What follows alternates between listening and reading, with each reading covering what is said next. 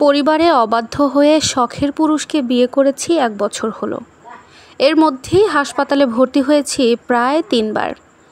ভাবতেছেন কেন? ওই যে কইলাম না, শখের পুরুষকে বিয়ে করেছি। একটি বছরে আমাকে এতটাই নির্যাতন করেছে যে সেখান থেকে পালিয়ে আসতে আমি বাধ্য হয়েছি। বিয়ের প্রথম দিকে সে আমাকে অনেক ভালোবাসতো, আদর করতো, স্নেহ করতো। বিয়ের 2-3 মাস যাওয়ার পর আমার স্বামী আমাকে বলে, মমিতা, তোমার বাবা মাকে বলো 10 লক্ষ টাকা নিয়ে আসতে, আমি ব্যবসায় লাগিয়ে দিব। তখন আমি আমার স্বামীকে বলি, জয়, তুমি কি পাগল হয়েছ? এখন পর্যন্ত আমাদেরকে মেনেই নেয়নি, অথচ তুমি টাকার কথা বলতেছো। এছাড়া আমার বাবা মা এত টাকা কোথায় পাবে তুমি বলো তো? তখন আমার স্বামী বলল, আমি কি জানি কোথায় পাবে, তুমি ফোন দিয়ে বলো 10 লক্ষ টাকা যেন বাড়িতে নিয়ে আসে।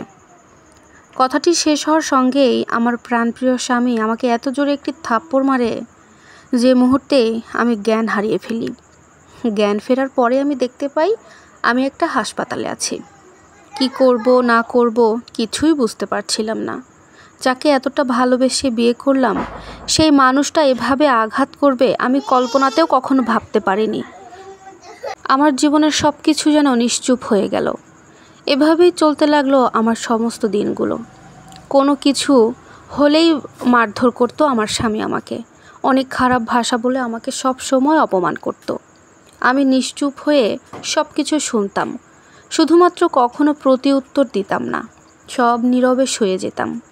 এরপর যখন বুঝতে পারলাম জয় আমাকে ভালোবাসে না, শুধুমাত্র টাকার জন্য আমাকে বিয়ে করেছে, তখন নিজের ইচ্ছায় ডিভোর্স দিয়ে বাবার বাড়িতে আমি চলে আসলাম।